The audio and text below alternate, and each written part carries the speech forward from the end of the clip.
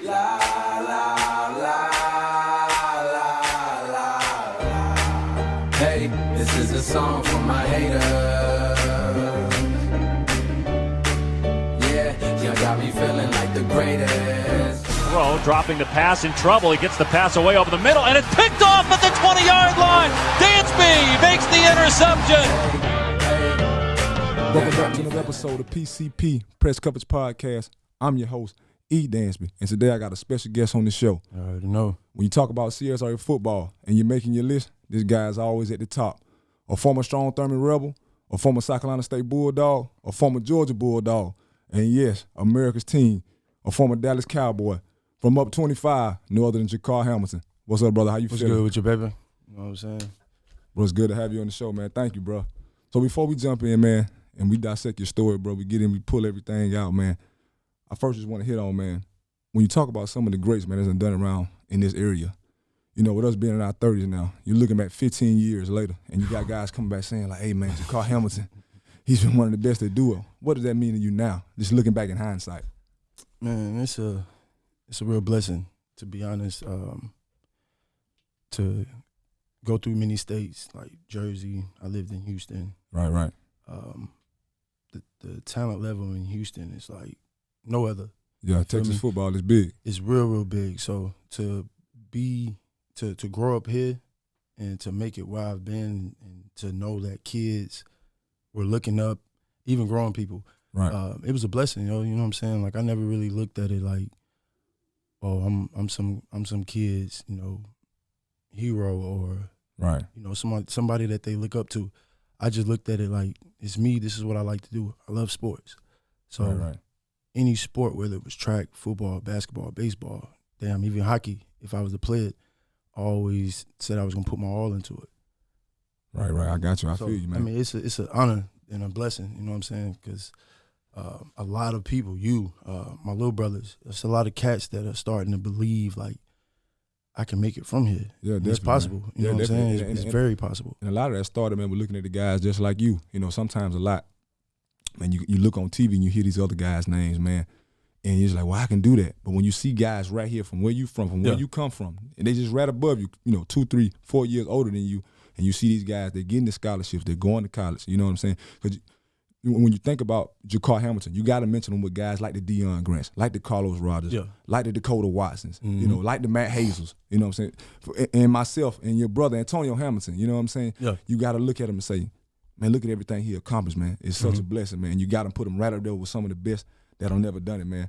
And we know that youth football is big right now. And you're there to give, you know, all the support you can give. Yeah, man, I got to give him as much knowledge as possible because, right, you know, if not, then you know, who will? Right, you got it. Yeah, right. Not so many people was able to say that I played in the NFL, you know. Yeah. So the ones that did play, it's good to give the knowledge back. And not even just in football, just life period. Because it's less than 1%. Getting to this right here, like it's so many obstacles, even once you get there, that you got to make to even be there. Right. You know what I'm saying? And a lot of that is not talked about. So that's what I try to do.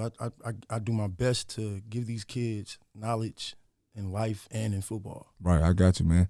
and speaking of youth football, man, like I said, you know, you going back, man. You supporting your son on Saturday, on this Saturday coming up, bro. So when we talk about youth football and everything that means to kids now, when did youth football mean something to you? When did you find your love for the game? Just not just football, but just sports. Period. Just being coming up as a kid. Well, you know, my pops, he played in the NBA for the 76ers, so right. It was always instilled in me as a kid, you know what I'm saying? I picked up my first ball at 2, 3 years old, but it was basketball, you know what I'm saying? Football, I really didn't start playing football until my 8th grade year. Yeah, same as me. You know 8th grade year, picked it up late. It was all basketball. Same here, bro, all basketball. Like football. So rec season came, you know what I'm saying? I was at running back, boom, had a hell of a year. Ran over everybody. I made it actually in the championship game. I made the whole team quit. Like at halftime, the coach was like, "Nah, my kids can't take it no more," because I had them ran through like all of his team, just one by one, bing, bing, bing. Yeah, you breaking the dog to him early on. So then that's when I knew, like, damn, I can really play football. And I wasn't really hot headed, but you know what I'm saying. I was just a regular kid. You know what I'm saying. Like I like to fight, so I can go play football, run people over, fight. Yeah, you just a jack of all trades. We just being a kid, and man. not get in trouble. Athlete, Put me in. And football the way it's at. So man. yeah, man, rec football, and now it's to a whole nother level where they're traveling.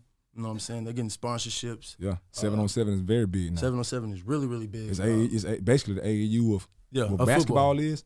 That 7-on-7 is now that is football, and I seen that coming from a mile away. I seen it early. You know, when we were coming up, we only done 7-on-7 basically. We went over to a high school. 4 or 5 more teams were there. We scrimmaged within ourselves. It was formatted by the coaches. They had a control on it. Now these guys is like pickup. I go get me 6, 7 guys, 10 guys on the team. You go get you 6, 7, 10 guys on the team. You get us a coach. We go travel, and now we're playing for grand prizes, winning prizes, all that, man. You know what I'm saying? So we coming up in an area where we're in the South, and football is very big down here. We're watching it on Friday night. We're going to see somebody play. Saturday we're checking out college games. Sundays, of course, we're around the TV checking out the NFL, man. And as children coming up, we're idolizing some guys that we see in our era. So who were some of those guys you like coming up, man, that you kind of patterned your game around, man? Some of these guys in our era, like your Vicks, like your Mosses, like your Carters. Who were some of those guys you looked up to? Like offense, it was more of like Ted Gins. Yeah, Ohio State. Yeah. I watched him a lot. Big player. If you want to go throwback, it was Deion, of course. Shout out to Deion Sanders, Barry Sanders. Yeah. If you want to go on the defensive side of the ball, R.I.P. Sean Taylor. Yeah, definitely Sean Taylor. Got to put him on the list. Yeah. That was my go-to guy. Like when I went to Georgia Military and they told me I was going to be playing safety instead of receiver, he was the first person I started just going to watch. Him and Ed Reed. Those were the only two safeties. Ed Reed, he's probably the best ball hawk all time. And Sean Taylor's like a jack of all trades where he could ball hawk and you could put him in the box. Hit you. He was standing in there just like an outside linebacker. He was just a menace out there. So he was definitely. That's what I tried to build my game around. Like I can have the speed and ball hawk ability like Ed Reed, but for sure. I'm gonna come down and hit you and get all in you like Sean Taylor. Got to. You know what I'm saying? For sure. So and that was the move. Yeah, and for me it was like I had guys I watched on so many different levels.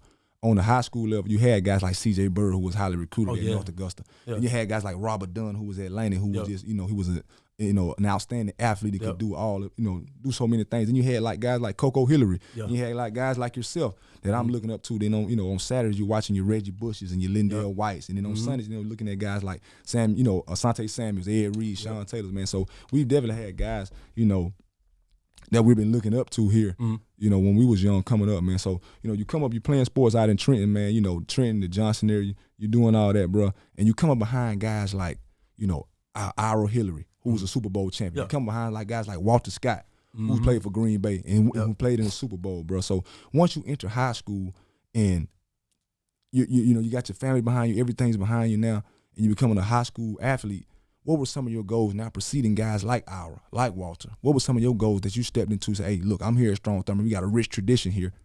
What were some of your goals stepping into Strom Thurmond on the football field? It was crazy, Cole. Like, when I came back, so I had to move to Houston, like, after my 7th, 8th grade year. So I played ball in Houston before I even got a chance to come back and play ball. Playing in Texas. So I had been playing in Texas, so the level was on a whole nother level. You know what I'm saying? Like, our stadiums was worth $4.5 million just for it's college stadiums, basically. Yeah, it was college stadiums. So when I left and I came back here, I didn't have plans on playing football. Right. For Thurmond. Like, you know what I'm saying? People was trying to get me to go to NA. People was trying to get me to go to Laney. I was actually, like, this close from going to Laney. Yeah, that would have been wild because you would have been on them teams. With Chris Thomas, you know what I'm saying, those guys. Yeah, you would have came through there with, like, J.K. Sapp. You would have been on, boy, and they done made some runs. They went to Irvin. I don't know if Irvin might have left the year before that. Yeah, but you definitely would have been there with, like, J.K. and Robert Dunn and all that. They had a great team back then. Had some good, 2 or 3 good runs. That close from going, bro. Like, this close. Like, at the last minute, I just was like, all right, I'm going to just go to Thurmond. But it wasn't on the football thing. It was like, you know what I'm saying? I'm just going to go ball and make my way for basketball. But not really noticing, like, okay, I left and everything from Texas followed me. Right. So in Texas, I was I was ranked number 5 corner in the state of Texas as a freshman. You know what I'm saying? That's big time. Varsity, that's big time. That's big time in Texas. So at the time, there's a lot of football there. I'm just doing it because my father made me do it. You know what I'm saying? Like, you're going to play all the sports and you're going to be great. Like, you're not going to be average. Right. You're going to be above average. If not, I'm punching your mouth. And that was just how it was with my pops. Yeah, he bringing my pops, but you know what I'm saying? Like, he bringing it at you. He bringing it at me. You know what I'm saying? And it's not just me.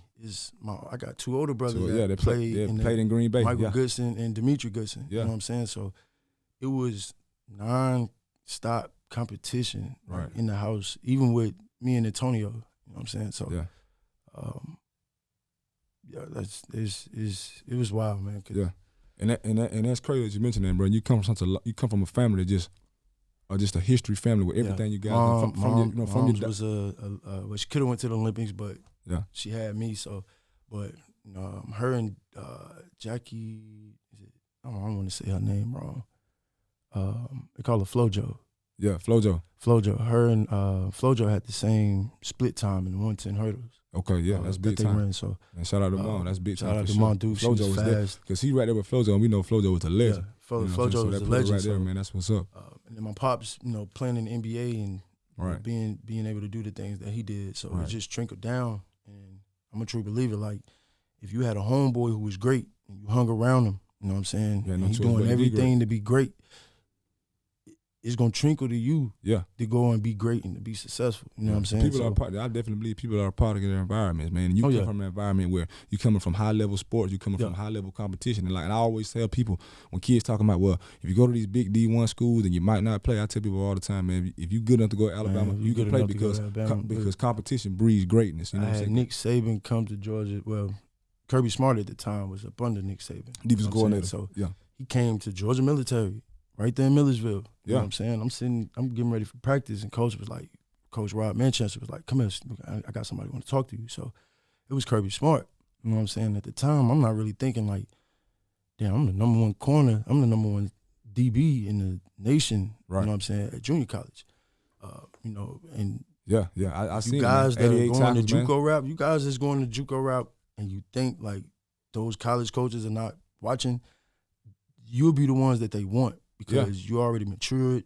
Yeah. You've been grinding, and you're grinding to get to another place. Right. And them college coaches know that when you in JUCO, coming out of high school, man, it's kind of like a honeymoon. Yeah. But in JUCO, it's kind of like that shadows over you. Yeah. Where you got to grind and get out of here. Because I can't go 4 years here. I can't go 4 years here. So I got to do something within this 1 to 2 year span to get me somewhere that when I was in high school, I really couldn't get, whether it was for grades or whatever it may be. I gotta grind now. I gotta get on the hump. You know what I'm saying? I gotta grind, bro. So you get here from Texas, man, and it's 2005, and you coming onto a team that got 22 seniors. You're a younger statesman on the team, man, and you got guys. You're up under Coach Sawyers, and there's guys like you and Coco Hillary, man. You guys are able to go 14-1. You guys put a state championship together, 3A state championship in South Carolina, man, which is something that's you can't overlook. That I think sometimes people underestimate how hard it is to actually win a state championship. In that season, you guys beat the North Augusta team that was pretty good. You beat the Batesboro, Leesville, that's pretty good. You beat multiple other teams that were pretty good. A really, really tough Silver Bluff. Yeah, man. really tough Silver Bluff team. They don't give Silver Bluff their credit because they never have a bunch of players. all my roses to Silver Bluff, man. Yeah. Anybody that played at Silver Bluff High School, I know what's up. You know what I'm saying? Yeah, and that go on any sport level, baseball, football, basketball, because it's a bunch of me's out there. You know what I'm saying? For sure. But just didn't get the opportunity. Or just at the wrong place, wrong time. Wrong place, wrong time, man. You know what I'm saying? So, big shouts out to Silver Bluff, anybody in that area doing their thing, hustling, grinding. Yeah. Get all my love and flowers. For sure, man. Because like you said, Silver Bluff has definitely been one of them teams where you look at their team that never really got a lot of players, but it's got a lot of ballers. Like man, you got the dogs, man. You got the DeMarcus Lawrence that's coming out of there, who was a dog coming out of there, man. He was a dog. Like, you know what I'm saying? Matter of fact, they beat us my senior year when we went to them. Yeah. Had their whole football team on me, every play. But, And you going to that recognition, man. So it's 2005, man, and y'all win that state championship, bro. Just tell me what that ride was like, man. You coming from Texas. You here coming from Texas, but your family here, in the Johnson area, in the Trenton area, the Edgefield area.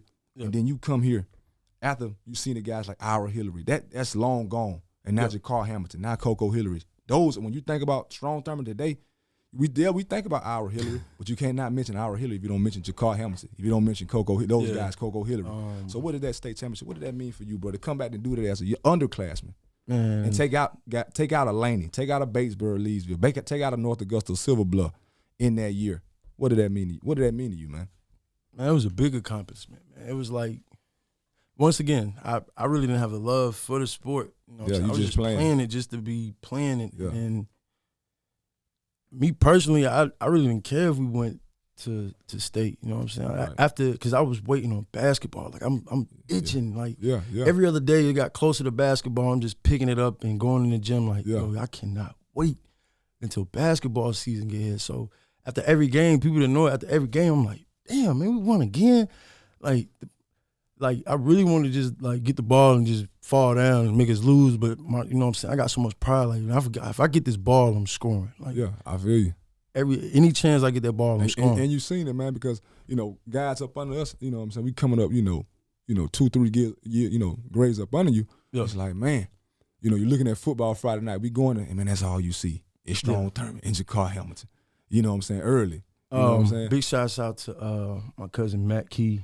RP, you know, he's not here with us, but guys like him, you know what I'm saying, he was the one who really kind of made me push, you know what I'm saying, in the sport of football, like become that dog, because after every practice, he was making me lift weights, and I did not like lifting weights. I hated weights. Yeah, me too, man. Just let me stretch. Just let me stretch. I'm a speedster guy, I'm man. gonna beat these guys with speed. They ain't gonna be able to do my touch abs, me, my hamstring work, man. I don't need no weight. So after every practice, you know what I'm saying, I'll go over there, we'll chill. He come with the weights, you know what I'm saying? So we're about to fight because he want me to lift weights, but not really understanding. Like, he really teaching me how to be a dog on the field. And, like, I never forget Silver Bluff game. Matter of fact, North Augusta game. I'm going to take you through the whole season real quick. Yeah, you good. Go. The first game, North Augusta, that's when Coco had that huge run. He broke on a QB draw or something like that. I remember that, yeah. He went for, like, 80 yards, like 73 yards or something like that. Yeah. You know what I'm saying? So he rolling. So I get a sweep call. I score. I think I scored like 2 times. You know what I'm saying? So I'm like, man, this shit easy. You know what I'm saying? This ain't like football in Houston. Right. This some, you know what I'm saying? It's easy. So I get word from guys at Silver Bluff, one of the corners. I forgot his name, but one of the corners from Silver Bluff was sending shots. And the thing about it, I know exactly the guy you talking about, man. I can't call his name, bro, but every time I see him, he talking trash. He a good guy, though, man. Yeah, real good guy, man. He a real good guy, but, man, he make it known that, bro, from the Bluff. And I played in that era, and we was calling out everybody. Hey, bro, we know you came from Texas, you know what I'm saying? Like, yo, we ready for you, bro. I see his face right now. I bet, cool, whatever. Like, put your money down. I'm gonna do y'all in. Whoever's on me, y'all know what's up. I ain't saying no more. I didn't say no more. I didn't respond. None of that. When it came time, I think we ran like a sneak. It was a screen where I came up the middle. Yeah. And I came right behind the pulling guards or whatever. So I get the ball. I break out to the outside. And Lord for holes, I see the same guy who was talking right before the whole week. Yeah. Before the game, because it was a big game. Meal dude now. I'm finna run you smooth over. I bring his whole face in the dirt, and just so happened that ended up being the Friday night highlights for like years. When Friday Night Lights come on. Yeah, when it first started to come on. You know what I'm saying? I definitely remember that. I remember that. Yeah. But there's no love lost, man. Shout out to him. You know what I'm saying? Yeah, man. Silver Bluff it's all good. It's all good competition, man. It's all good competition. And then after that, it was like we had Coco, we had Justin Broadwater. Yeah, many guys on that team. We had so many cats that played their role. Yeah, man, 22 seniors on that state championship team. Man. So, you hear Jakar Hamilton, you hear Coco Hillary, those guys were the star. But we always know it. You know, it takes more than 2. It takes 22 guys on the field. But y'all had so many guys, bro. We had another beastie back, Tony Dugard. I remember him. Yeah, I remember blocking for him. I'm like, Tony, bro, you got to start following my blocks, bro, because you running me over and the DB over. Yeah. Like, he just didn't care. He'll get the ball and really just break out in the open and just look for somebody to go hit. Man. Y'all just had some dogs out there, man. And then you can't coach that. Laney was another one. Like Laney was tough. Laney, with the ARC. This before Laney Stadium. I remember y'all played the first game in Laney Stadium, like in the stadium when they had my partner Roger Holmes. Shout out to Roger Holmes. Oh yeah. They had Roger Holmes, man. He was a big time receiver during that era. I remember the first time y'all played him in Laney Stadium, bro. It was a hell of a football game, bro. But when we played them at ARC, Chris Thomas came out, man. Chris Thomas, doing his thing, man. I'm talking about the left-hand quarterback. The number 7, the eye patches with the writings on them, the half sleeves with the You know how Laney come out fresh? Yeah. You know what I'm saying? A lot of teams in Georgia, when you look at South Carolina, man, it kind of always dominated the CSRA in football. Yeah. In Augusta, in this side of the water, only had a few teams, but Laney always had that swagger. Yeah, They Laney had that always South had Carolina that swagger. like, man. When you hear them bells, man. Yeah, we're the statesmen here in the CSRA when we talk about Augusta, and we taking on everybody. So when y'all started to match up with them, it was like, now, we got a powerhouse here in Laney, and now we got some dogs over there at Strom Thurmond. You know what I'm saying? And then when they ended up killing us at the half. We came out like right before the half. I ended up scoring on a long drive, on a long catch. Oh, and I'll never forget Pee Wee. Pee Wee was on me. I ended up dragging him for like 5 yards. Shout out to Pee Wee, man. He knows all love. Yeah, it's all love. He was really a basketball guy. It's some battles, bro. It's basketball guy. It's battle, man. Yeah, it's a battle, man. Laney, man, I can't say, bro, like out of all my football games in high school, even in Texas, you know what I'm saying? I played against some high-ranked schools, you know what I'm saying? Laney was one where I always had to be on my A game. Like, because they going to hit. Man, you had Cam, you know what I'm saying, on defense. You had a lot of guys out there. A lot of guys, You had a lot of guys out there that would hit. You know what I'm saying? They going to talk smack, you feel me? But anytime I got hit, Cam was like, yo, get my mans up. They were like, yeah, that's my man. So for sure.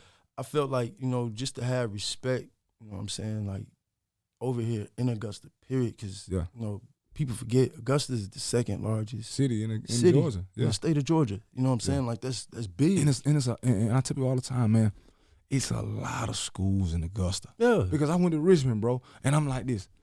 You know, I come in the era with Cam, with Rod Hall. Yeah. You know, shout out to Rod, man. You got to say straight baller, you bro. mention Laney, man. You got to mention that. You know what I'm saying? Basketball Rod, and football. You got to mention Day, man. You look at Josie with the Danny Daggett, with Big Diesel. You know what I'm saying? If those schools are in a 10-mile radius, you combine them schools, we playing 7, or 5 at that time. Look man, it would have been ugly. I got a story with Danny, bro, because Danny was my roommate. You know what I'm saying? In Georgia military. Yeah, you know what I'm man. So Danny, hell of an athlete. This was the first time, you know what I'm saying? I was listening to Bootsy or whatever, but this is like when I really got into Bootsy. You know what I'm saying? Right. When Danny became my roommate, you know what I'm saying? And this when I knew like he was fast. Like you got people who are fast. You got people who are fast. He was like Olympic fast. He was like literally Olympics. Like Danny was no taller than 5'8", 5'7", 5'8". Yeah, he was a short guy, but speedster. Speedster, like strength, like it'll blow your mind what he could do in the weight room, and he never stopped. Like he just like I get tired. I'm like, man, bump this, yo. I'm about to skip these last 2 reps, man. It's getting heavy. Yeah. And they're like, nah, bro. What you mean? He working. Let's get it. You know what I'm saying? Even on the field, Danny Daggett tore his ACL, bro. I promise. I'm a big guy, bro. He tore his ACL. During rehab, bro, this man clocked a 4.3. That's crazy. During rehab. That's you know crazy. what I'm saying? Like during rehab. You know what I'm saying? Man, like I ran a 4.39, but you know how long it took me. Hey, I worked so hard low on that, 4.3. You feel me? Like I ran a high 4.3. I ran a 4.29 once. You know what I'm saying? That was back when I was speed training, bro. Like Danny was a legit 4.23 guy, bro. Like, dude was no bull. That like, dude was fast. You got a lot. You got Taekwon Page from Aiken. Yeah, another 4.2 guy. Yeah, speedster. Bro, like that man was a speedster. Like, and I tell people, man, people don't give Danny his flowers. I said, man, this man was. I said the last time. Fastest guy Josie out of beat Augusta, Laney, Georgia. Danny Daggett, hands down. For sure. The last time Josie beat Laney in a football game was with Danny Daggett. Danny, I want to say 2008. Yeah, and he won that game by himself. By himself, man. Bro. I watched that whole highlight tape when he won it. You know what I'm saying? Yeah, he won it by himself because actually during my time at Richmond, we actually had a bye week that week. Yeah. So we going out to see him play. Mm-hmm. And man, this guy he takes over. Amazing, bro. He take over the game and they losing 12-0. You know what I'm saying? And then he come out and just take over the game. And they win by 1 point, man. Man, you know what I'm saying? So shout out to Danny, man. Shout out to Danny. That's my guy. For sure, man. Good guy. The whole good guy. Daggett family. Shout out to y'all, man. Yeah, he from right there. He from right there around the way from where I'm from. Oh, yeah. So shout out to Danny Daggett, bro. And now, in a sense, we on the, you know, we talking about college football, bro, and him being your roommate. You get to, you know, you're coming out of Georgia military, bro, and you got schools like Georgia, like a Auburn, like a West Virginia. All these schools trying to get at you, bro. What made you choose Georgia? What you know? Why become a Bulldog? To be honest, like I made that decision because it was like, you know, my family can get there. They don't have to really travel as far. Right. You know what I'm saying? At the time, you know, Georgia was really high, you know, when it comes to education and their, you know, and their football players graduating. Right. You know what I'm saying? So I'm looking at all that. You know, smart decision would have went to Alabama.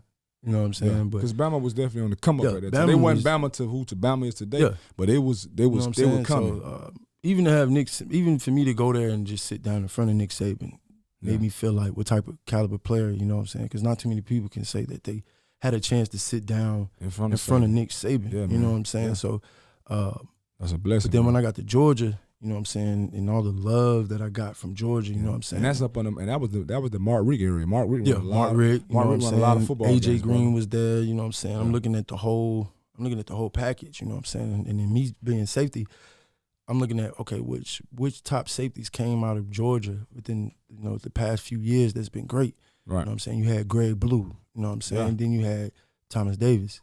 I mean, you know what I'm saying, TD.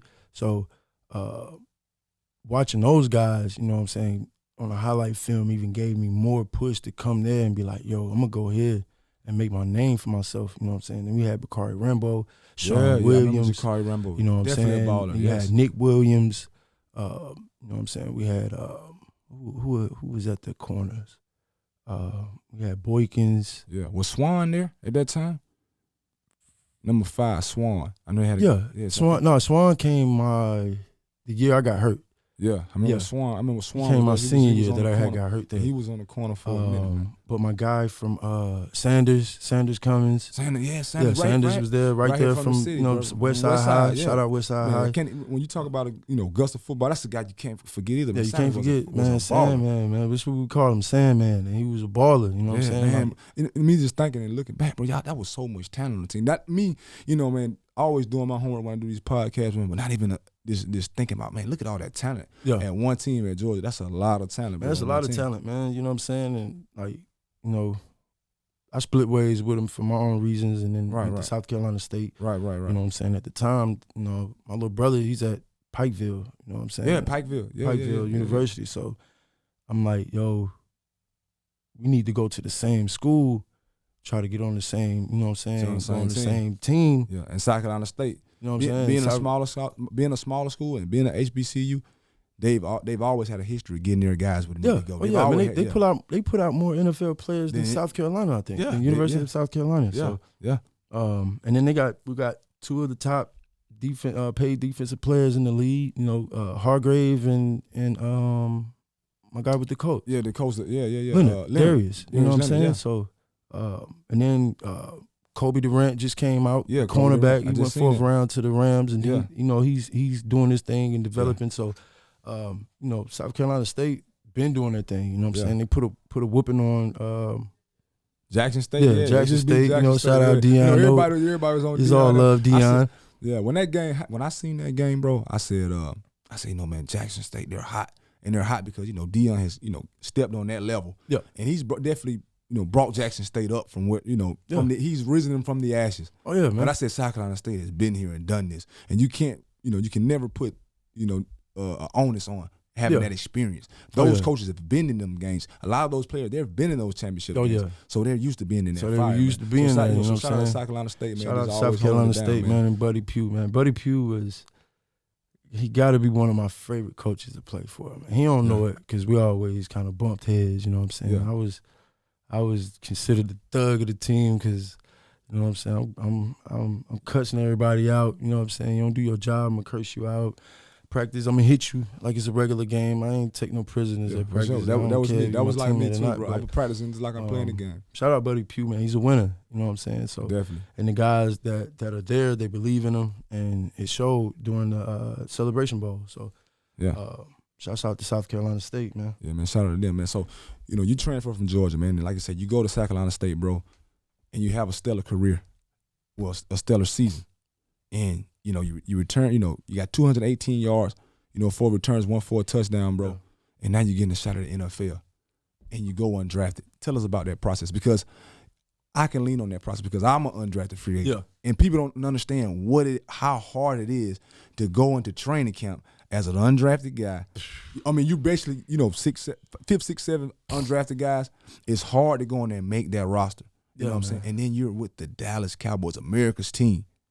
And they don't have no slouches there when you get there, bro. So tell us about that experience, bro. Just coming from South Carolina State, man, and being an undrafted free agent, bro, stepping in there with the Dallas Cowboys, man. Tell us about that, bro, 'cause that's definitely major. Like draft night, like I knew I wasn't gonna go first, second round, Yeah.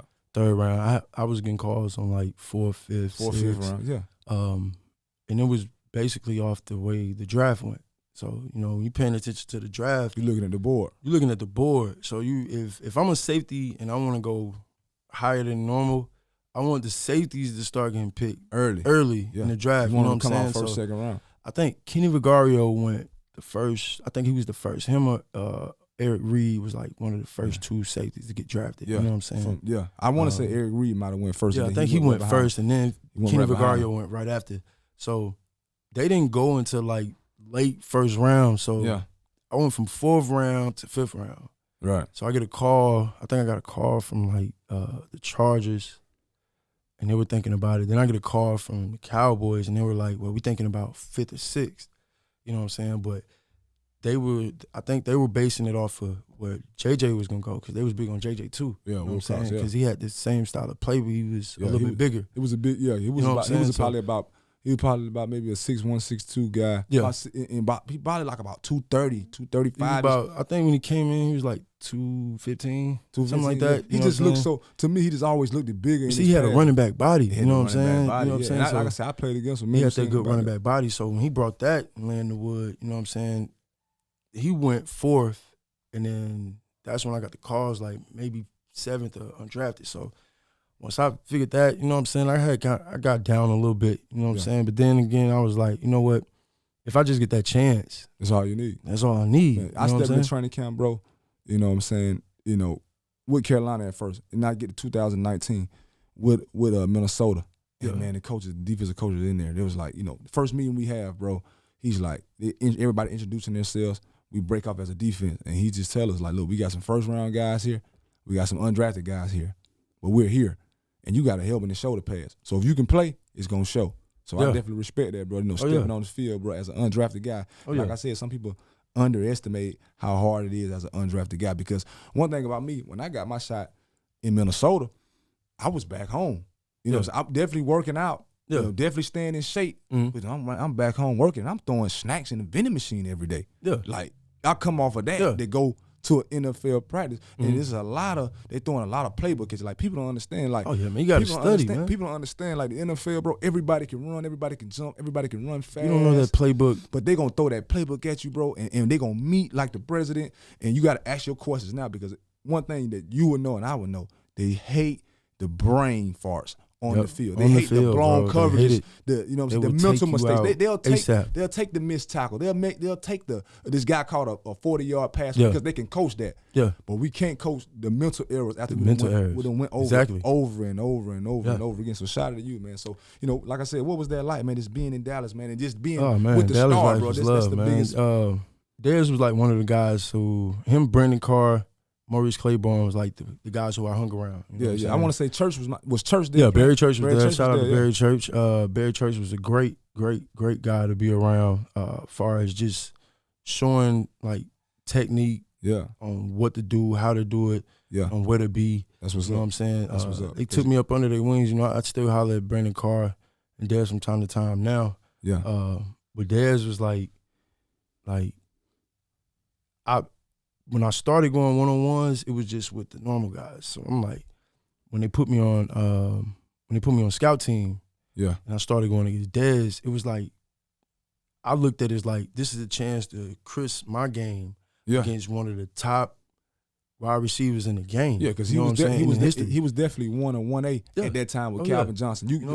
Calvin Johnson, you could say he was 1, but Dez Bryant was right there with him. He was right there with him in that time frame. To go up against him and to be able to, elevate his game by getting a great look. Like, all those things matter in the NFL. You know what I'm saying? It does. You can't be one of those guys that go in like, damn, I ain't playing right now. Man, y'all supposed to be playing me. Like, nah, the key is to get in. And try to find your niche and stay in it. Get your niche, get that bread. Yeah.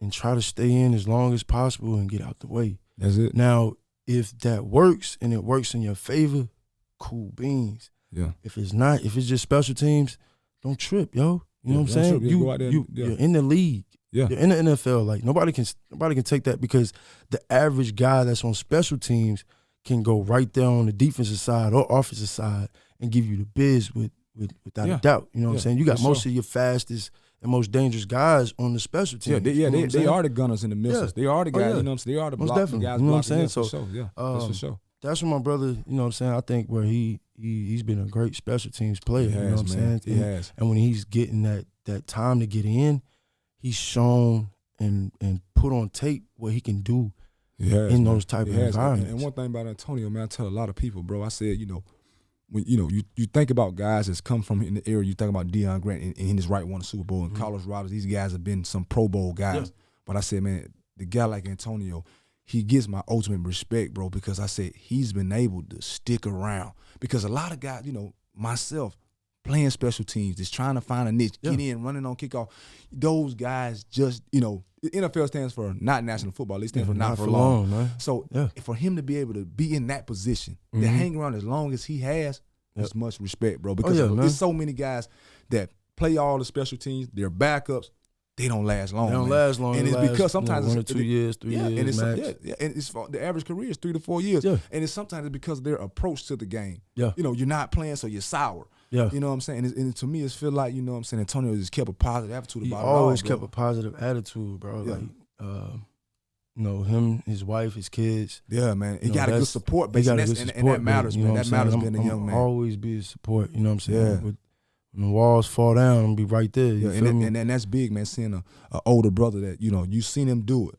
And now, the only thing you got to do is just follow the pattern and just put your own niche into it, bro. So I'm pretty sure, man, I see him on social media, man. I see he's heavy in his faith, but I know it's been a blessing in his life to see to have an older brother that do it, man. Oh, yeah, man. I'm his biggest fan, man. You know what I'm saying? Like, that's what's up. I don't, like, a lot of people don't know, I love the game, you know what I'm saying? But I did it just for, my brothers, you know what I'm saying? Yeah, I did done it to set an example. I did it to show, like, yo, we can make it up out of here. You know what I'm saying? We're from Johnston. Yeah. We're from Trenton. We're from Edgefield. This is 25, and this is a small town, bro. But we can put us on the map. We can put us on the map. That, bro. You know what I'm saying? It trickled down to everybody else. I came to South Carolina State. I think we had one safety, Christian, we called him CT, Christian Thompson. Yeah.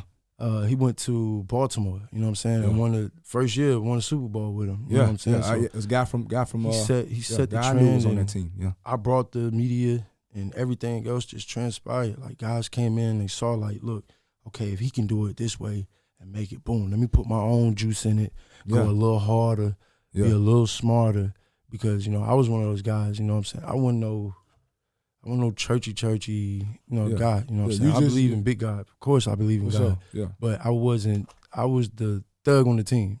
That's for sure. And guess what? At the end of the day, man, people, they may look at it, and when they hear the word thug, they look at it in a bad way. But I promise you need that. You need that. When I was doing my 10 years at school, we had a guy like that. This is thug in football terms, you know what I'm saying? Like, not thug literally. No, not thug literally. Yeah, but the guy who's going to risk it all, he's not afraid to talk to the, when you talk about the thug on the team is actually probably the leader and the soul and heart of the team. It's the voice. When you look at a guy like a Draymond Green with the Golden State Warriors. He's the voice. Court. He's the heart of the team, because guess what? He's not afraid to check those who others don't want to check. He's not afraid to go up to the star player and tell him, hey, bro, let's go. Yeah. You know what I'm saying? I was the teammate on the field, like, you dirty play me, you can catch a hook up under your chin strap. Yeah. Or I'm gonna reach up under that face mask. I'm gonna touch you. Yeah. You know what I'm saying? Like, I think I got thrown out.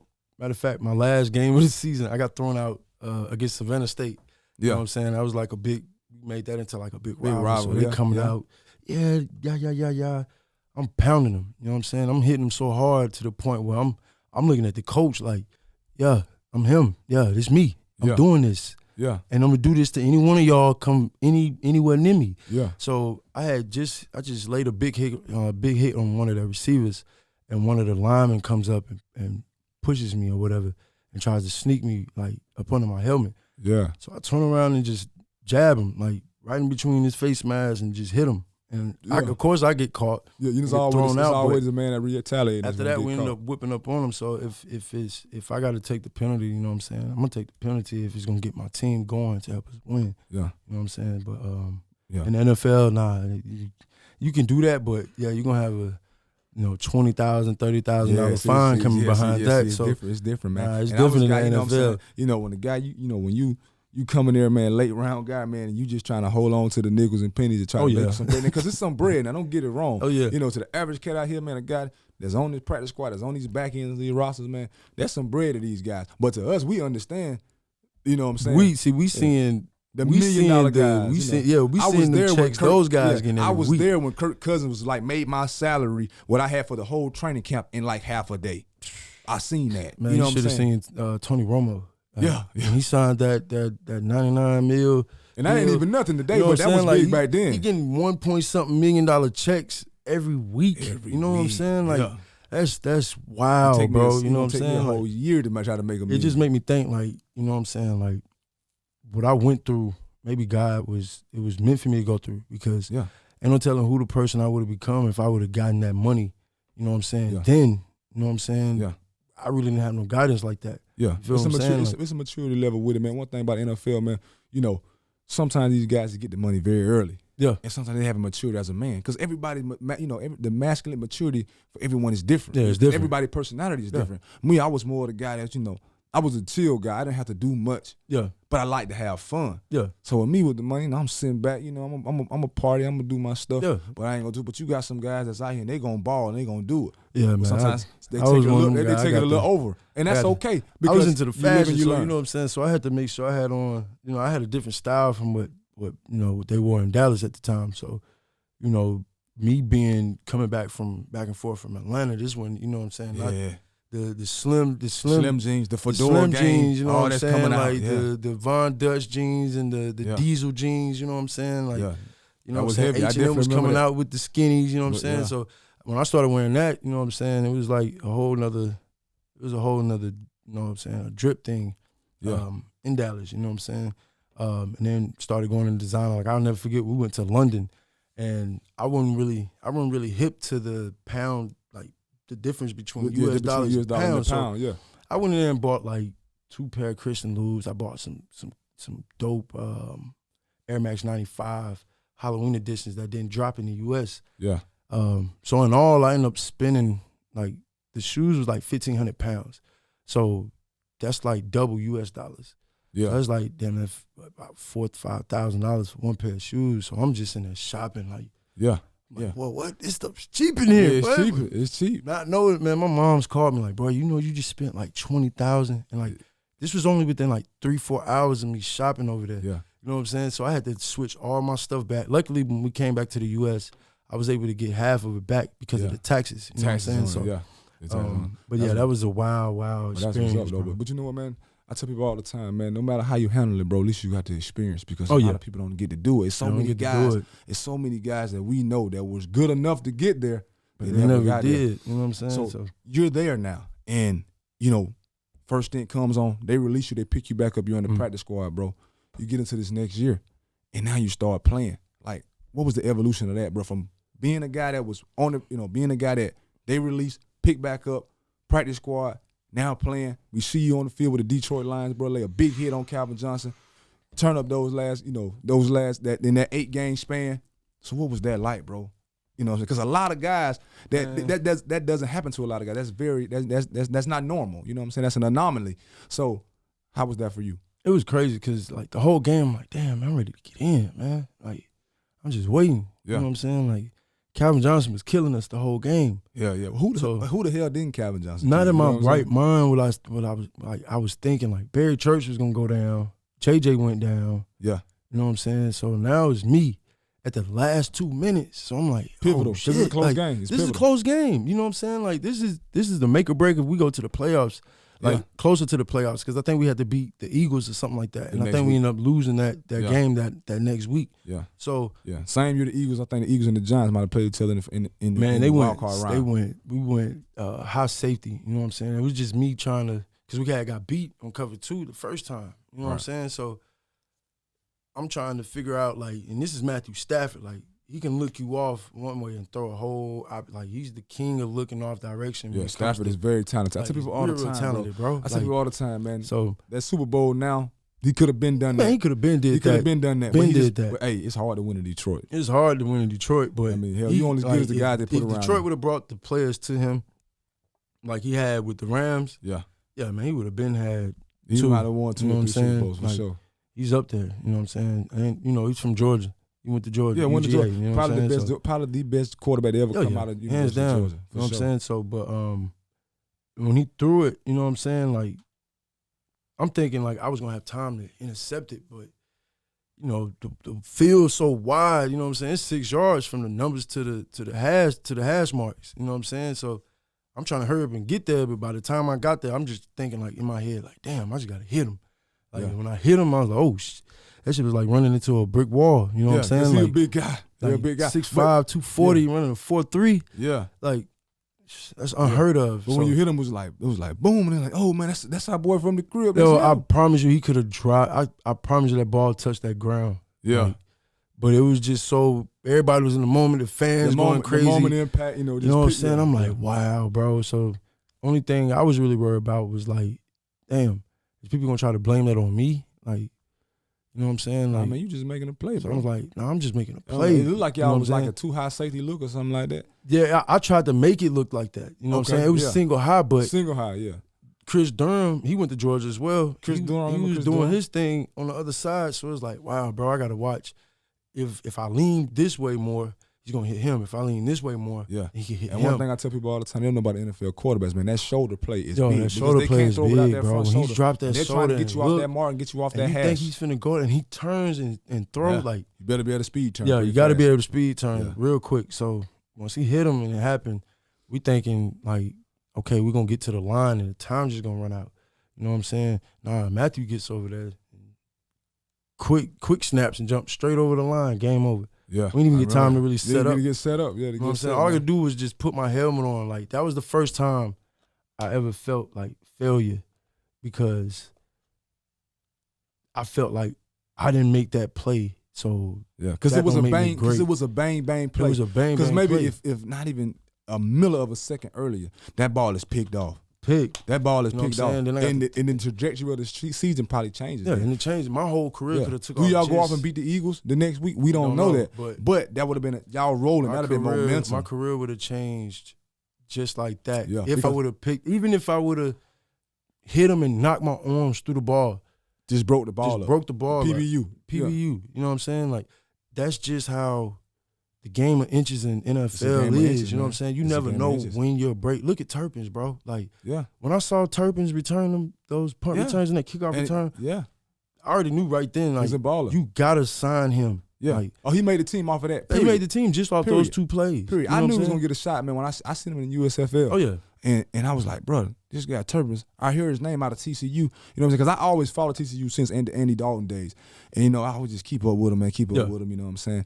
And I seen him, I was like, man, he was a small frame guy, but he should get a shot. So he goes to the USFL, and then, man, he's a USFL MVP. And you see him doing what he's doing in Dallas. You see him doing it the whole season. There's one thing, and I knew he was going to get a shot. Can't teach, like, you can teach speed, but the ones who got it, they got it. He's 5'9", 158 pounds. Yeah, he's small. I'm saying he's small, but he can take a hit. Yeah. You know what I'm saying? But when he gets that ball, you might as well forget it. Yeah. You give him a crease, you give him a little bit. Because he got world-class speed. He got world-class speed, man. Yeah, and there's a lot of cats in the NFL now that has world-class speed. Yeah. So and you know what I'm saying? It's a lot of guys that get world-class speed, but they can run straight ahead. That guy is so dynamic because he can stop on a dime and pick up world-class. He can pick his world-class speed down in the bucket and will lose your mind. Like if I was playing out, I would hate to have to come downhill and he has and you got to break like down on this guy. Even if he has 5 yards to get a head steam. Oh man, look at it. Trying to break down the tackle of that guy. You have to break down and just shoot. Yeah. And I think one reason why Dallas also signed him, and I've been looking at some preseason stuff, man, the hang time on these balls have been up there, and that guy can catch them. He don't drop them. He ain't dropping nothing. And when they're looking for a guy, they're looking for a guy mostly because they know, hey, you may take 2 to the house a year. Yeah. Maybe. I mean, if you're a Devin Hester or something like that, maybe it changes.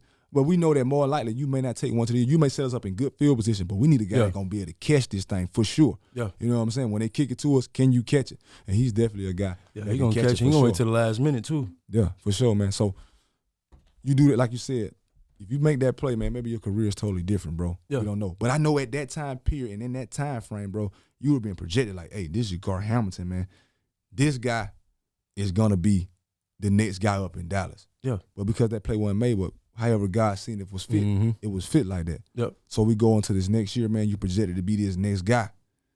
And then we see like we see the suspensions. Yep. But sometimes the media in sports can twist something, and that's why I started this platform, because sometimes the media can say something about a guy and they'll think, hey, this is what it is, and it may not be nothing like that. And now the fans, you know, maybe your fans, maybe some family who not as close to you, they're thinking something otherwise. So you get into this, you get the suspensions. What was up with that? It was like, so you get like 4 hours to when you have a P test. You know drug test. Normally I just do mines after practice because I be done consume so much water. You know what I'm saying? Yeah. I'm drinking heavy fluids, so I'm gonna be able to pee right afterwards. Yeah. You know, so this time I go in, the guy's gone.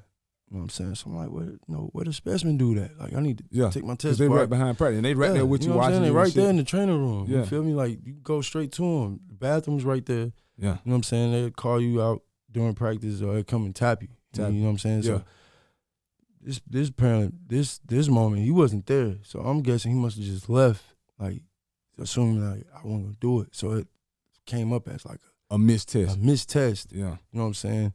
Whole time I had got real sick, you know what I'm saying? So I had took some old medicine I had, like some old pills or something, you know what I'm saying? And it had something in it that wasn't prohibited. Right. With that wasn't with the standards of the NFL. You know what I'm saying? So when that happened, it was like, well, you have to talk with the doctors, you know, yada yada yada, you know, whoop the whoop. So at that point, I really wasn't thinking like, you know, all right, man, I'm not finna call y'all. Like, I'm finna take these medicines so I can hurry up and get right, so I can get back on the field. Yeah. You know what I'm saying? Because they issue it as a substance abuse policy. But so you know, that people hear that, they automatically think it was weed. It's illegal drugs. You know what I'm saying? And now these guys can smoke illegal. Now they can smoke, which is crazy. Like, which is crazy. Which has always been crazy to me. Why would you punish a guy for something that's, it's harmless almost to a state? They're gonna do that. NFL just throw your boy back some of my money that y'all took. That's it, man. Cause just throw me back some of my money that y'all took, careers, man. You know what I'm saying? Look at a guy. Josh Gordon. Look at there. That's what I'm talking about. Your guy from Cleveland. It's a lot of guys. That guy was Julio. Not even the ones that I even know, like before me. You know what I'm saying? I think that was just one way. Definitely taking money and food. Take money and taking food away out of people's pocket, man. Like when I was getting my checks and I see a miscellaneous charge, I'm thinking like, where are these miscellaneous charges coming from? Like that's coming from the hotels that we be to stay at, flights. No, you pay for all that. Yeah. You know what I'm saying? Like you get paid for those weeks, and then after that, if you don't have endorsements, you better be done did something with your money. Yeah. It's the smart way during the season, because after that season, just like ain't no more checks. You know ain't no more checks. Yeah, that's it. That's it. You know what I'm saying? And you guys that's on the back end ain't making all this and making all that. If you done went out and ball with, when I was there, I'm there with Thielen, I'm there with Diggs, I'm there with Zay Rose, I'm there with Trey Waynes. You know what I'm saying? And in Minnesota, it's different from being in Dallas.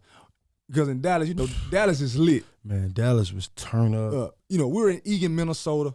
Outside or between St. Paul, between y'all ain't really know. There's not much to do, man. Dallas was turned 7 days a week. Sunday, Monday, Thursday, Sunday, Monday, Wednesday, Thursday, Friday, Saturday. Back on Sunday again. There was something going on every day.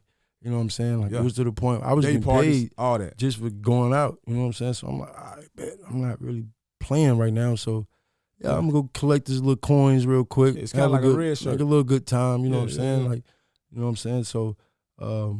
But Dallas, man, Dallas showed me so much love because, like, I really wasn't like one of the players who like, I ain't even take no picture. You know what I'm saying? Like, you showing love. This is my once in a lifetime. You know what I'm saying? I'm gonna show all the love I can. You know what I'm saying? Like, I would pull up on Martin Luther King. You know what I'm saying? South Dallas, get my car washed. You know what I'm saying? Yeah. In the hood, like I'm in the hood. Yeah, you showing love. You know what I'm saying? Like, because believe it or not, it's somebody there that's looking at a Jakar Hamilton, because you're, you know what I'm saying? thousands of miles away now from Johnston.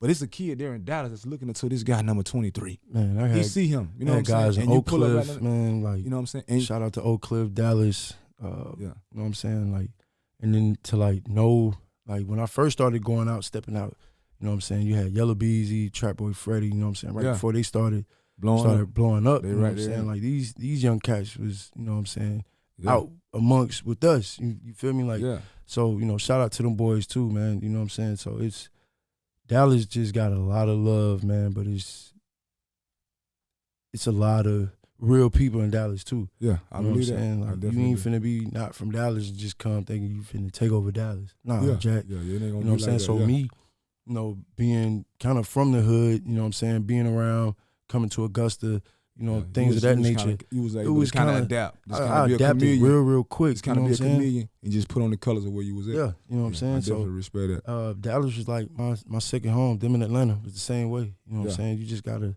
I'm real big off respect. You know what I'm saying? I give everybody respect. Like, I don't care who you are. I'm gonna give respect because that's why I respect back. Yeah, I told you, man, respect. I tell people all the time, man. You know, the essence of respect is to never disrespect. Yeah, never disrespect. So if I'm somewhere new, I'm gonna respect you. So that's why I don't never have no problems. I never had a problem in Augusta. Like, never. Yeah, because I always respect you. Likewise, I ain't here, bro. I never had an issue, bro, in the city, bro. Whatever side I'm on, like I'm giving mad respect. Like, when I'm in the club, like me, I go over to Carolina and the guys in my area, like your Hazels, like your Lorenzo Hammonds. You know what I'm saying? But them guys always showing love. Yeah, man. I come back over here for where I'm from, and everybody always showing love because I feel like, you know what I'm saying, I always respected everybody, and I kind of stayed in my lane. I stayed in my lane. You know what I'm saying? Even though I was from a certain part of town, if that ain't me, and I don't ever pretend like that was me, I'm a ball player. You in a different level or element. I know what's going on. I ain't green to the fact. Green now. I'm never green. I ain't green to the fact. But hey, man, I'm me, bro. Yeah. I'm my fact, and I respect what you doing, but I don't do that. But hey, do what you do to make you to make you the best you, and I'm gonna do what I do to make me the best me. I feel like that's what made me the player I was. You know what I'm saying? Playing ball in the hood. You know what I'm saying? Playing, just developing. You know, throw them up, bust them up in the field, and you got the older cats coming down, trying to, you know, big hit you onto the concrete. You know what I'm saying? Like playing ball in the concrete. Same way at the basketball courts. You know what I'm saying? When I played ball in Jersey, it was fights every other minute because you just in tune with doing what you do, what you love. You know what I'm saying? Like, for sure. And that happens. You know what I'm saying? Everybody fights in the sport. You know what I'm saying? It's part of the game, but you know, it's just about who's gonna win and who's gonna lose.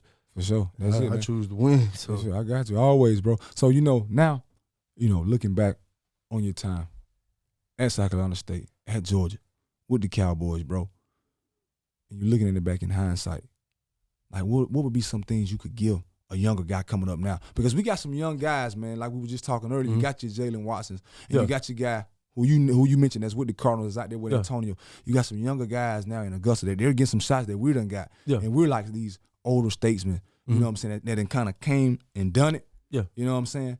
And kind of in their area where they could see it. So what would be like some of your advice to give to these guys, man? Not only on the field, but on the financial level as well. Man, keeping big God number one, first, foremost. That's always. But really just find your niche. You know what I'm saying? Whether it's special teams, if you an undrafted player, that's what I would recommend. Like, find a spot on the special teams. Yeah, definitely. Because at the end of the day, you're still getting a check. Yeah. You know what I'm saying? Definitely. Like, my time in Minnesota, man, special team coach, man, he came over to me. I can remember, you know, just like it was yesterday. And he walked over to me, man. He said, Dansby, hey, man, you doing your thing in some one-on-ones. We see you.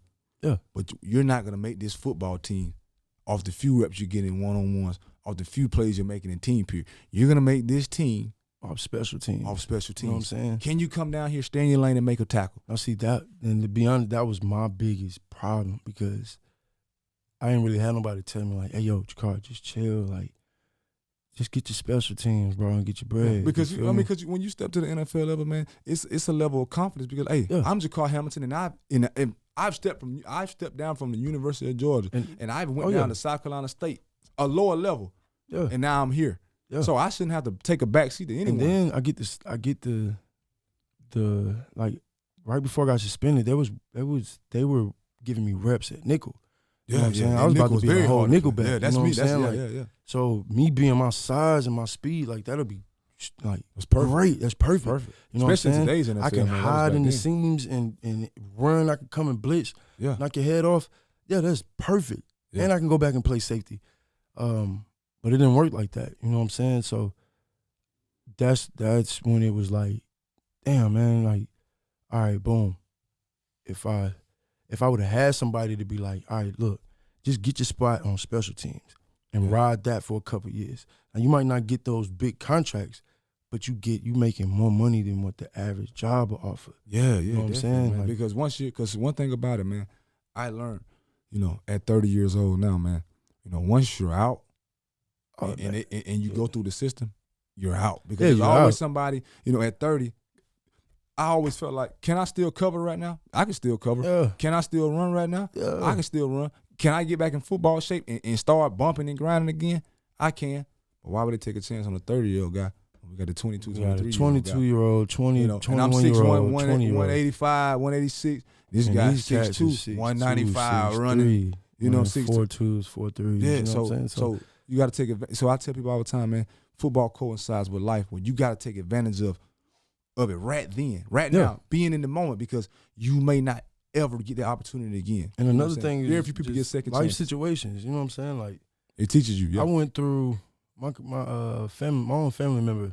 I'm gonna put his name on him, but he stole like a lot of my stuff, like, you know what I'm saying, clothes, like designer shoes. Like, It I was happens. if you knew me personally, you knew I was a big shoe guy. Like, I had maybe over 200-300 pairs of shoes, Jordans. Same as me. Classics. I'm a You ones know what guy. I'm saying? So took all that, and I tried to retaliate and ended up getting a charge. Well, through the process of it, you know what I'm saying? I went to jail, everything. My face was in the newspaper. Yeah. You know what I'm saying? Even then, they try to make it look bad, but Yeah. They always gonna try not to do knowing, that. like, I put my trust in somebody and you did that, I would have gave it to you. You Yeah. know what I'm saying? If you would have asked. A lot of times it be like that, man. You know what I'm saying? So Some people take something from you, bro, and you like, bro, you didn't never have to take that from me. I would have gave you that. oh yeah, What's so a pair of it was- shoes? What's clothes?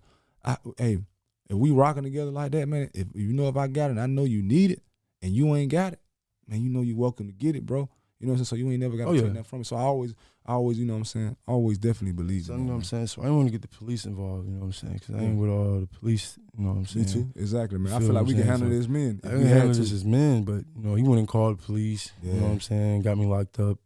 So I'm fighting that charge for like 2 years. Yeah, But by this time, when I beat it, I had to went back to school to finish my degree. for sure. You know what I'm Shout out to saying? that, So- man. Finish Oh it, yeah, getting man, that. I had to go back and get that back at state. So, when that went down, it was like, damn. And it was right. This was the same day I was supposed to be going to visit the Texans to sign. You know what I'm saying? So Yeah, it's crazy. it was like, at that moment, I could have left and just probably replaced all of it. But at the time, it was more like a principle thing. It's a like, principle. Like, bro, you my family. You La Familia, and you went and you stole from me. Like, Yeah, that's no, always a big I'm no. gonna punch you in your face every time I see you.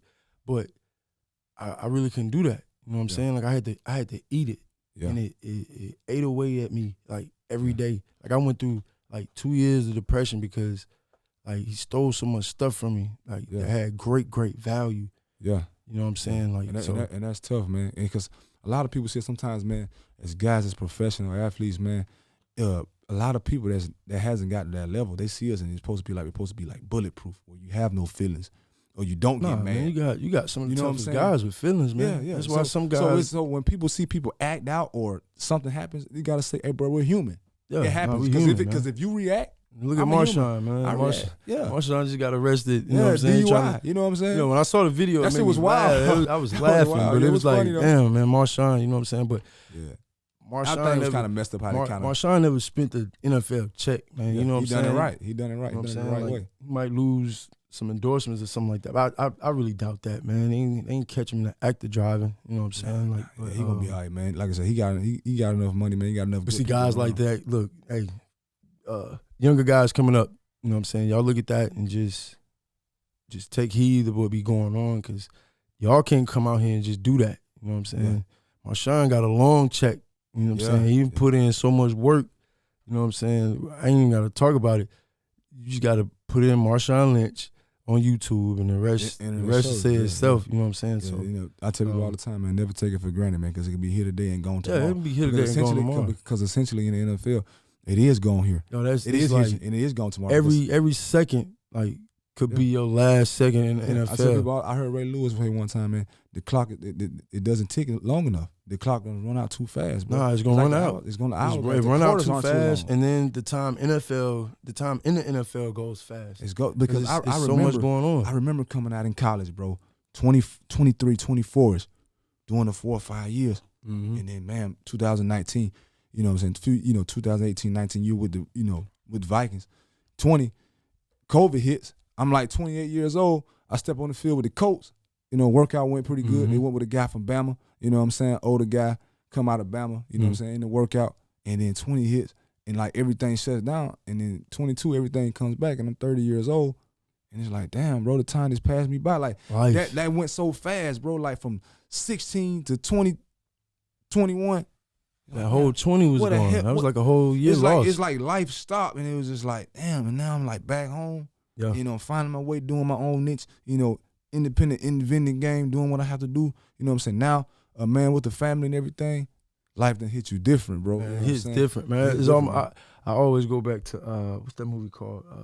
Paid in Full. Paid in Full. When Rich Porter was like, yo, if I leave the game, are the people still gonna love me, man? Yeah. I felt just like that, bro, when I stopped. So it was like, I had to go through a phase, like a year in a phase, like with myself. Like I was fighting just myself and just self-demons, just, you know what I'm saying, going through that whole motion and just. Yeah, because that's something you've been doing all your life, man. When you've done nothing but play sports all your life and that's taken away, I tell people all the time, man, sometimes guys are lost because that's all they know. That's all they know. And when you don't, and then sometimes all the guys don't have the luxury to falling back on the degree. And even when you fall back on the degree, that don't mean we know in sports, hell, a lot of us go to school and get these degrees, but it ain't what the hell we want to do. Because somebody helped us out along the way, just being real.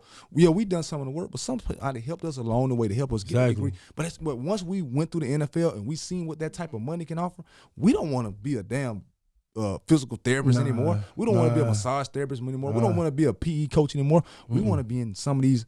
We want to have our hand in some of these times in the mix with like a Jerry Jones. You know what I'm saying? Like an Arthur Blank. We understand that, hey, to get that type of money, we got to get into these endeavors, but we haven't done those yet. And so now we step out of the game, and now we kind of lost. So, but shout out to you, bro, for being able to battle them demons, bro. Definitely, man. I appreciate that. And bounce back, bro, and fight it, because some guys can't, bro. You see a lot of, you see your Aaron Hernandez, man, that's probably fought those battles. You see your guys like your Junior Seau, our older statesmen, that probably fought them battles. My guy from that went to state, man.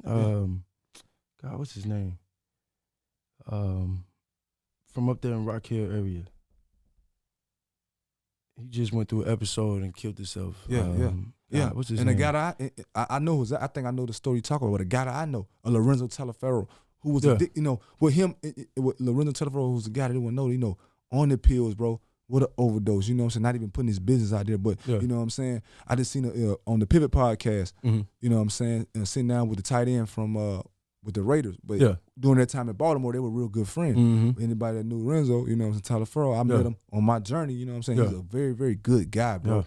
But just got caught up in the mix. What's going on with life coming? Because, man, I tell people all the time, bro, in the NFL, bro, yes, I'm a professional athlete, and I'm doing my thing, but life is coming at me so life fast. Is coming fast.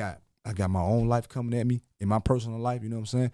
I got my family coming at me. You know what I'm saying? It's a lot of stuff coming at me. Friends. And if you say the word no, then you're the bad person. You're the worst guy in the world, you know what I'm saying? Yeah. But I think that's what like the best thing about me and my little brother Antonio, you know what I'm saying? Like we just have so much respect for each other. Yeah. You know what I'm saying? So much mutual respect.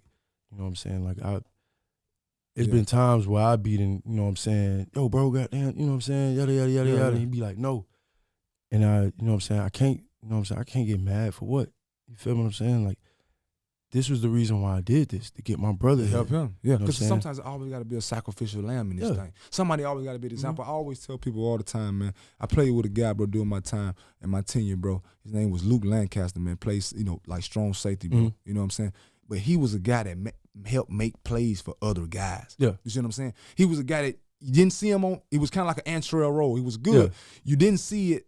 He wasn't flashy. But if you knew football, you knew this guy always done his job, and he was the man that helped us make plays. You know what I'm saying? So shout out to you for being that guy, being that example to show your brother, hey brother, young bro, you can step in my, so you can step in my footsteps. To your little sister that's now playing ball, you know what I'm saying, playing. Oh yeah, shout out to my little sister Talia, man. She's at Alabama State. Yeah, man. You know what I'm saying? I made sure. Well, my little brother Joshua, he's the basketball guy. You know what I'm saying? We make sure we stay on her, like you know what I'm saying, like, boo boo and flies on boo boo. Yeah, we stay on her to, you know what I'm saying, not only stay focused. You know what I'm saying? You can have your fun. Yeah, you know nothing wrong with having fun. You had a good HBCU school. Yeah, you know what I'm saying? I think they part of the SWAC. The SWAC. Yeah, they part of the SWAC. And HBCU schools are on the rise now. You know what I'm saying? Go work hard. If you get red shirted, use that as a blessing to work on your craft. You know what I'm saying? Go work out, get faster, get stronger. Work on your jump shot, work on your dribble. You know what I'm saying? Any game that you think that you have a problem in, go work on that and be great. You know what I'm saying? That's what's up, bro. I definitely respect that, bro. You just being that, that older brother was showing that example, man. And especially with you and Antonio, bro, because sometimes you can see, you know what I'm saying? And I've seen this, not personally with me, but I've seen this in my family where sometimes older people, the older brother or the younger brother can be envious of those, but y'all guys don't never show envy. Nah, man, it's never love, because we came. That's what's up. You know what I'm saying? We went through the same grind. So y'all understand the struggle together. To be honest, I think Antonio, you know what I'm saying, his grind was even harder. It was. You know what I'm saying? It was. He had to. I was always older brother Jakar. Everybody knew me. Yeah. So he had to make his own name. You know what I'm saying? Instead of just being they looking at you as Jakar's little brother. That's Jakar's little brother. Nah, he earned that name of Ham. You know what I'm saying? Lil Ham. No, that's Big Ham now. You know what I'm saying? Like, he earned that name. You know what I'm saying? That didn't come from me. Yeah, I showed him, you know what I'm saying, how to, compete, be competitive, work hard, you know what I'm saying? But all he needed was just that one chance. Yeah. You know what I'm saying? He got the chance. You showed him the guidance. He got the chance. He took that chance and never ran with it. That's what's up. You know what I'm saying? That's what's up. Like you say, and me just listening to his story, man. And like I said, man, one day, in the future, man, when the season's over with, man, hopefully he got him a Lombardi and a Super Bowl ring, man. We can come in here. We can come in here, bro. I can sit down with him. Good stuff, man. We can sit down all together, man. I can sit down here individually and hear his story because I know, playing up behind somebody, because my pop was a big time athlete, man, coming out of North Augusta, bro. Yeah. And playing behind, when you hear that last name Dansby and they tied into the area, it's a lot of expectation. And so when you hear Hamilton and you hear Jakar Hamilton and y'all right there close in age, it's an expectation, bro. So shout out to him, bro, for not folding up under the pressure, but making his own way. And shout out to you, bro, for just showing that guidance, man. So, now you're out of the league, bro. Bruh's in the league, man. So how's life treating you now, man? I know you're in Charlotte and everything right now, bro. Yeah. How's life treating you there, man? Because we know Charlotte's a city's on the rise, bro. Oh, yeah, man. So how's life now, man? Charlotte is Charlotte. You know what I'm saying? Like, I'm more into, raising my kids now. You know what I'm saying? Like, my wife, married now. So, shout out to that, bro. Marriage life, you know what I'm saying, is a great experience. It's a learning experience, you know what I'm saying? But we going through it and going through it well, you know what I'm saying? Got to keep God number one, though, you know what I'm saying? For sure. In the marriage, you know what I'm saying? Especially with everything that's going on now, social media. It's a lot out there. All that takes a part, you know what I'm saying? So right now, just working on my CDLs and, going into the trucking thing and just really for sure, bro. Getting back into the business mode. I'm in the trucking game, bro. That's something we can chop it up about after this, bro. You know what I'm saying? It's definitely a lot of money. I think my little brother's trying to do something that as well. And my little brother's already driving trucks, Joshua. Yeah, he's already driving. Yeah, it's a lot of bread in there, man. So, but shout out to that, bro, because I'm a guy, bro. I'm engaged, man. Looking to get married here next year, bro. So, you know what I'm saying? Shout out, congrats to you, bro. Most definitely. Bro. Shout out to that example, bro. You see another young black couple, bro, making it, because you see so many black couples that may separate. You know, and they fall apart, and nobody want to stick it out. Nah, nobody want to stick it out, and just like anybody else, I'm pretty sure you and your wife, y'all go through your ups and downs. It's really just communication. It's communication, man. It's all about how you talk to each other, bro. Communication. Communication goes a long way, man. Yeah, can you talk? You know what I'm saying? And I always, I had to learn to talk because I always been a guy. Yeah. I'm quiet, you know what I'm saying? I'm quiet. I ain't going to say much. I'm going to beat it myself, you know what I'm saying? I'm going to talk to you, but you know what I'm saying? I ain't going to make too much noise. I'm going to say something. I'm going to mean something. Yeah. That's going to kind of be it with me. Yeah. But I had to learn how to, hey, maybe just talk it out. Talk it out. And now that I got a daughter and everything now, man, you definitely got to talk about parenting. Man. My little daughter, she just like me, man. My little girl, Lauren. I got another little girl on the way. I got 4 daughters. What's up, man? Girl, I'm a girl dad as well, bro. One of my oldest, Gianna, she's a All-American right now in track. Yeah, that's what's up. 8 and under, 9 and under, something like that. That's what's up, man. She's doing a thing in track. So I'm just trying to be the best dad that I can be. Yeah, you know what I'm saying? Yeah, 'cause that's what's up, man. My father did, 15 years fed, and then when he got out, COVID, we found out he was like stage 4 cancer. You know what I'm saying? So I lost my pops in 2021. Yeah, last year, you know what I'm saying? So RIP to Pop. So not to have him for 15 years and then to get out and COVID hit. I lost my grandmother to COVID. Yeah. Wasn't able to have a funeral on my father's side, and then to lose him and not even be able to see him. You know what I'm saying? Like, yeah, and it's tough, man. It's tough, and I think COVID took a lot of us off. It took a lot of us, you know what I'm saying? A lot of our family members by. It took, it caught us off guard, man. Cause I'm still trying to process 2020. Yeah, man, trying to process it, man. I know, cause me for sure, man. Everybody know, man. I'm from the city, bro, but I'm from right there off of Sunset Avenue. Yeah. SC McIntyre, bro, grew up off Kiss and Bar and Holland. Yeah. But my aunts, my 2 aunts, one was like a grandmother, one was like a mother. They raised me, and COVID took both of them out. And that was one of the reasons why. Was one of the reasons why I started doing this while I was doing is that one of my aunts always told me, said, she was always, we was telling her, hey, don't do this, don't do this. She said, I'm living in right now. Yeah. I'm being right now. So when I seen the podcast jumping and everybody doing their thing, I said, bro, I got the media credentials behind me. Oh, yeah. I said, bro, we got so many great things going on in our city with so many good examples like yourself, like your brother, like so many others. Let me give these guys a platform to be able to come on here and tell their story, because sometimes the story is already told for you, and these people have already a projection of you and an outlook of you or who this person is. You don't even know who this person is. So let me come back, bro. Yeah. And when I knew this was for me, man, first time I stepped in here, I put these headphones on. When I put these headphones on, shit was like me being in the tunnel again. Oh yeah, it was like that first preseason game. In New Orleans, man. I'm talking to myself, like, staring down the tunnel, bro. And I'm like, bro, a little bit nervous. I get that feeling again. So, and that's when I knew. I said, you know what, man, bro, this was it for me, man. So shout out to for everything we've been able to do here, man, and at Augusta Podcast, bro. Shout out to that, man. So I always tell, I always end my podcast, bro, with a lot of guys that's been very influential, in life, not only in the areas they grew up in, the areas they've touched, and in areas they don't know they've touched, because you've been a role model to somebody you don't even know. You know what I'm saying? So what would be some things you would leave a kid from Trenton, from Johnson, from Dallas, from Houston that want to be the next Jakar Hamilton? What would be some positive things you would tell them to get to where you've been and to stay there? Hard work. You know what I'm saying? If you're gonna do something and go all the way in with it. You know what I'm saying? Don't just half-ass it. Right. You know what I'm saying? It's almost like how Kobe did. You know what I'm saying? Kobe watched Jordan so much to the point where he emulated his whole game was like another Jordan. Yeah. You know what I'm saying? If not better. Yeah. You know what I'm saying? I'm a Kobe guy. I'm a Kobe guy. You know what I'm saying? I'm a LeBron James fan too, but I like the Kobe mentality. Kobe was that guy who had that Jordan mentality, but he probably had more in him. You know what I'm saying? Yeah. Like, I think he had more left in him to play in the game. You know what I'm saying? But sometimes injuries. I think Kobe and family had girls he wanted to raise. So shout out to that. Shout out to Kobe, RIP Kobe. Sure. Yeah, it was yesterday was 8/24 day. Yeah, most definitely. So, but just work hard. You know what I'm saying? Like whatever it is that you're doing, work hard. I don't care if it's schoolwork, learning how to cut hair, being a plumber, whatever electrician. Learn those things. You know what I'm saying? Like, just if you're gonna play sports, but also put the same energy into your plan A. You know what I'm saying? I call it plan A because football is that's plan B. You know what I'm saying? Like, that could come and go. Yeah, because it's only 1% that make it. It's only 1% that's making it. Less than 1%. That plan A gotta work. You know what I'm saying? Yeah. So even with me saying that, even to this day, I'm still having to go and listen to my own words that I put out and try to live by.